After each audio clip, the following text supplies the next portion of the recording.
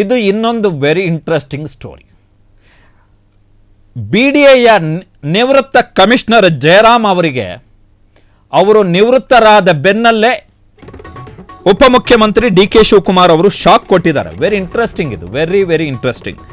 ನಿವೃತ್ತಿಯ ಮರುದಿನವೇ BDAಯ ಮಾಜಿ ಆಯುಕ್ತ ಜಯರಾಮ್ಗೆ ಶಾಕ್. ಕಡೆಯ ದಿನ IAS ಜಯರಾಮ್ ಸಹಿ ಹಾಕಿದಂತಹ ಎಲ್ಲ ಕಡತಗಳಿಗೆ ಬ್ರೇಕ್ ಹಾಕಲಾಗಿದೆ.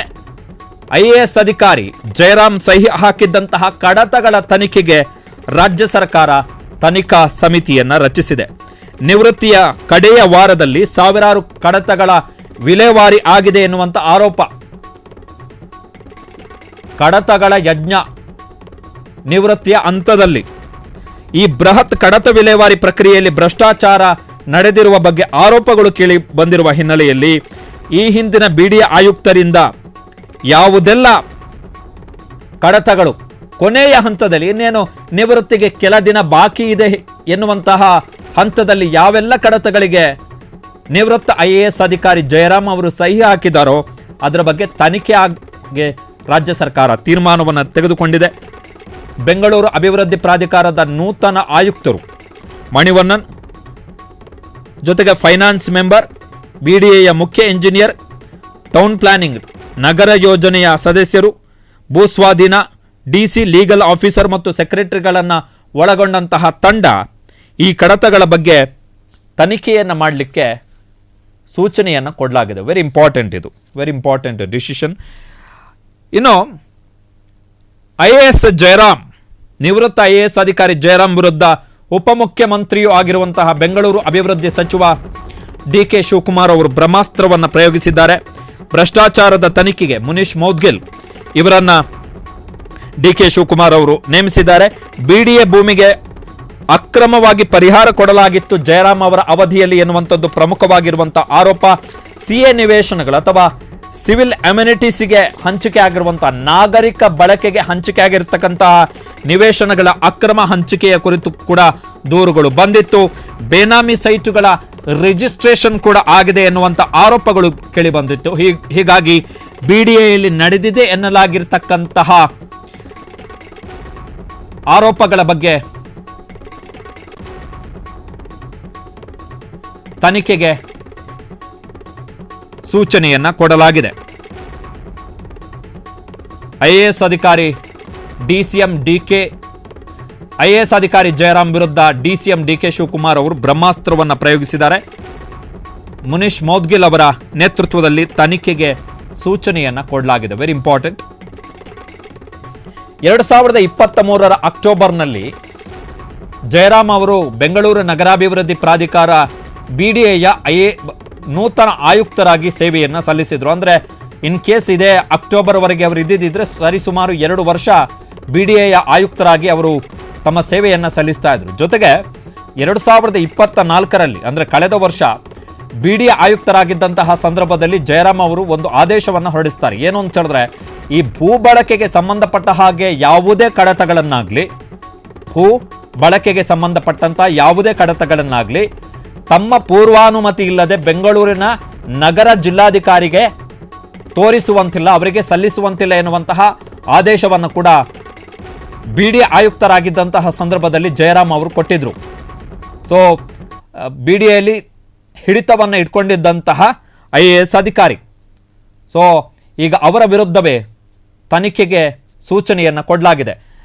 ವಿಚಿತ್ರ ಯಾಕೆ ಅಂತ ಹೇಳಿದ್ರೆ, ಮೊನ್ನೆ ಜಯರಾಮ್ ಅವರು ನಿವೃತ್ತರಾದ ದಿನ ಸ್ವತಃ DK ಶಿವಕುಮಾರ್ ಮತ್ತೆ ಬೆಂಗಳೂರು ನಗರಾಭಿವೃದ್ಧಿ ಪ್ರಾಧಿಕಾರ BDAಯ ಅಧ್ಯಕ್ಷ ಕಾಂಗ್ರೆಸ್ನ ಶಾಂತಿನಗರ ವಿಧಾನಸಭಾ ಕ್ಷೇತ್ರದ ಶಾಸಕ NA ಹ್ಯಾರಿಸ್ ಅವರು ಜಯರಾಮ್ ಅವರಿಗೆ ಖುದ್ದು ಒಂದು ಕಾರ್ಯಕ್ರಮದಲ್ಲಿ ಸೆಂಡ್ ಆಫ್ ಅನ್ನು ಮಾಡಿದ್ದಾರೆ. ಅದರಲ್ಲಿ ಇವರ ಸೇವೆಯನ್ನು ಹೊಗಳಿದ್ದಾರೆ. DK ಶಿವಕುಮಾರ್ ಅವರು ನಿಮ್ಮ ನಿವೃತ್ತಿಯ ಜೀವನ ತುಂಬ ಸುಖಕರವಾಗಿರಲಿ, ನೆಮ್ಮದಿಯಾಗಿರಲಿ ಅಂತೇಳಿ DK ಶಿವಕುಮಾರ್ ಅವರು ಶುಭ ಹಾರೈಸಿ ಕಳುಹಿಸಿದ್ದಾರೆ. ಆ ಶುಭ ಹಾರೈಸಿ ವಿದಾಯ ಹೇಳಿ, ನಿವೃತ್ತಿಯ ವಿದಾಯ ಹೇಳಿದ ಕೆಲವೇ ದಿನಗಳಲ್ಲಿ DK ಶಿವಕುಮಾರ್ ಅವರು ಅದೇ ನಿವೃತ್ತ IAS ಅಧಿಕಾರಿಯ ವಿರುದ್ಧ ತಮ್ಮ ಅಸ್ತ್ರವನ್ನು ಪ್ರಯೋಗ ಮಾಡಿದ್ದಾರೆ. ಕಮಿಷನರ್ ಜಯರಾಮ್ ಕಡೆ ಆಟ, ಬ್ರೋಕರ್ಗಳಿಗೆ ಪ್ರಾಣ ಸಂಕಟ. ಇವತ್ತು ಲಾಸ್ಟ್ ಡೇ ಅಂತೇಳಿ ಕಮಿಷನರ್ ಸಹಿ ಹಾಕಿದ್ದು ಅಂತ ಹೇಳಿದ್ರೆ ಲಾಸ್ಟ್ ವರ್ಕಿಂಗ್ ಡೇ ದಿವಸ. ಕಡೆ ವಾರದಲ್ಲಿ ಬಿಡಿಎ ಅಂಗಳದಲ್ಲಿ ಬ್ರೋಕರ್ಗಳ ಸಂತೆ. ಬಿಡಿಎ ಬಗ್ಗೆ ಗುಡ್ ಒಪಿನಿಯನ್ ಇಲ್ಲ. ಒಂದು ಅತ್ಯಂತ ಸ್ಲೋ, 2 ವರ್ಷಗಳ ಫೈಲ್ ಕೇವಲ 2 ವಾರದಲ್ಲಿ ಕ್ಲಿಯರ್ ಆಗಿದೆ ಎನ್ನುವಂತಹ ಮಾಹಿತಿ ಇದೆ. ಫೈಲ್ ಕ್ಲಿಯರ್ ಹಿಂದೆ ಭ್ರಷ್ಟಾಚಾರದ ಘಾಟು ವಾಸನೆ ಮೂಗಿಗೆ ಬಡಿತಾ ಇದೆ. ಸಾಲ ಸೂಲ ಮಾಡಿ ಇನ್ವೆಸ್ಟ್ ಮಾಡಿದಂತಹ ಬ್ರೋಕರ್ಗಳು ಈ ಫೈಲನ್ನು ಕ್ಲಿಯರ್ ಮಾಡಿದ್ರು. ಆದರೆ ಈಗ ಆ ಫೈಲ್ ಕ್ಲಿಯರ್ ಮಾಡಿಕೊಂಡಂತಹ ಬ್ರೋಕರ್ಗಳಿಗೆ ಈಗ ಶಾಕು. ನಿರ್ಗಮಿತ ಬಿಡಿಎ ಆಯುಕ್ತರು ಕ್ಲಿಯರ್ ಮಾಡಿದಂತಹ ಫೈಲ್ಗಳ ಮೇಲೆ ಉಪಮುಖ್ಯಮಂತ್ರಿಗಳು ಈಗ ತನಿಖೆಗೆ ಆದೇಶವನ್ನು ಮಾಡಿರೋದ್ರಿಂದಾಗಿ ಈಗ ಆ ಬ್ರೋಕರ್ಗಳಿಗೆ ಟೆನ್ಷನ್.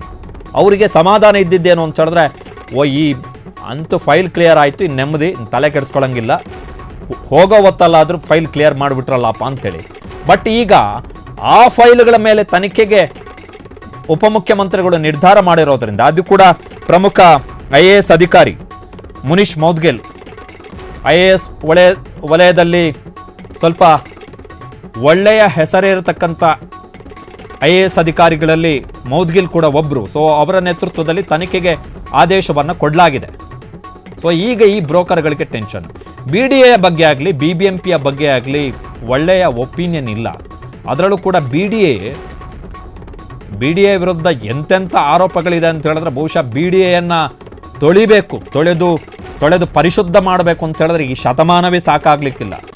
ಯಾವ ಪುಣ್ಯ ನದಿಗೆ, ಯಾವ ತೀರ್ಥಕ್ಷೇತ್ರಕ್ಕೆ ಕರ್ಕೊಂಡೋದ್ರೂ ಕೂಡ BDA ಶುದ್ಧ ಆಗದ ಲೆವೆಲ್ಗಿದೆ BDA ಕತೆ.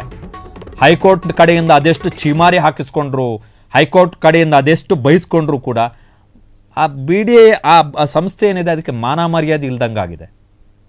ಇವೆಲ್ಲ ಆ್ಯಕ್ಚುಲಿ ಈ ಕಡತ ಈ ಥರದ್ದು ಇಂತಹ ಪಟ್ಟಿ ತೆಗಿಯಕ್ಕೆ ಹೋದರೆ ಸಾವಿರಾರು ಇದೆ BDA ಅದು, ಸಾವಿರಾರು. ನೀವು ಹೈಕೋರ್ಟ್ನಲ್ಲಿ BDA ಕೇಸುಗಳನ್ನು ನೀವು ತೆಗೆದು ನೋಡಿದ್ರೆ ಹೈಕೋರ್ಟ್ನವ್ರು ಏನೆಲ್ಲ ಪಟ್ಟಿ ಮಾಡಿದ್ದಾರೆ BDA ಬಗ್ಗೆ ಟಿಪ್ಪಣಿ ಮಾಡಿದ್ರೆ ಅಂತ ಹೇಳಿದ್ರೆ, ಬೇರೆ ಯಾರಾದರೂ ಆಗಿದ್ದಿದ್ರೆ ಆ BDAನ ಬರ್ಖಾಸ್ತಾದರೂ ಮಾಡಿರೋರು ಬೇಕಾಗಿಲ್ಲ ಇದು ಅಂತೇಳಿ ಆ ಲೆವೆಲ್ಗೆ ಟಿಪ್ಪಣಿಯನ್ನು ಮಾಡಿದೆ ಹೈಕೋರ್ಟ್ಗಳು ಹಲವು ಪ್ರಕರಣಗಳಲ್ಲಿ, ಒಂದು ಅಂತಲ್ಲ. ಸೊ ಈಗ ಈ ಫೋಟೋ ಏನು ನೋಡ್ತಾ ಇದ್ರಿ, DK ಶಿವಕುಮಾರ್ ಅವರು ಈ ಫೋಟೋ ಏನಿದೆ ನೋಡಿ, ಅಲ್ಲಿ ಪಕ್ಕದಲ್ಲಿ ಜಯರಾಮ್ ಅವರು ಕೂತಿದ್ದಾರೆ. ಇದು ಜಯರಾಮ್ ಅವರಿಗೆ ಸೆಂಡ್ ಆಫ್ ಕೊಟ್ಟಂತಹ ಫೋಟೋ, ಅಂದರೆ ಅವರ ನಿವೃತ್ತಿಯ ದಿನ. ಇದು ಹೊಸ BDA ಆಯುಕ್ತರು ಮಣಿವಣ್ಣನವರು, ಅವರನ್ನು ಈಗ ಪ್ರಭಾರ BDA ಆಯುಕ್ತರನ್ನಾಗಿ ನೇಮಕ ಮಾಡಲಾಗಿದೆ.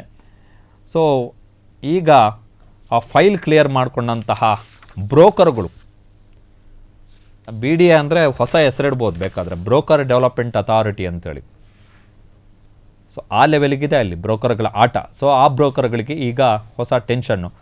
ಕಡತ ಕ್ಲಿಯರ್ ಆಗಿದೆ ಅಂಥೇಳಿ 2-3 ದಿನದಿಂದ ಖುಷಿಯಲ್ಲಿದ್ದಂತಹ ಬ್ರೋಕರ್ಗಳಿಗೆ ಈಗ ಟೆನ್ಷನ್ ಶುರುವಾಗಿದೆ. ಇನ್ ಕೇಸ್ ಅಕ್ರಮಗಳು ಅಂತ ಆಗಿದ್ದರೆ, ಕಾನೂನು ಬಾಹಿರವಾಗಿ ಕಡತಗಳು ಕ್ಲಿಯರ್ ಆಗಿದೆ ಅಂತ ಹೇಳಿದ್ರೆ ಆ ಬ್ರೋಕರ್ಗಳಿಗೂ ಕೂಡ ಹೊಡೆತ. ಜೊತೆಗೆ ನಿವೃತ್ತ IAS ಅಧಿಕಾರಿ ಜಯರಾಮ್ ಅವರು ಕೂಡ ಟೆನ್ಷನ್ನಲ್ಲಿ ಟೈಮ್ ಪಾಸ್ ಮಾಡಬೇಕಾಗತ್ತೆ, ತಮ್ಮ ನಿವೃತ್ತಿಯ ಜೀವನವನ್ನು ಕಳೀಬೇಕಾಗಿ ಬರಬಹುದು. ಕ್ಷಣ ಕ್ಷಣದ ಸುದ್ದಿಗಳಿಗಾಗಿ ಫ್ರೀಡಂ ಟಿವಿ ಸಬ್ಸ್ಕ್ರೈಬ್ ಮಾಡಿ, ಲೈಕ್ ಮಾಡಿ ಹಾಗೂ ಫಾಲೋ ಮಾಡಿ. ಹೊಸ ಸುದ್ದಿಗಳ ನೋಟಿಫಿಕೇಶನ್ಗಾಗಿ ಬೆಲ್ ಐಕಾನ್ ಮೇಲೆ ಕ್ಲಿಕ್ ಮಾಡಿ.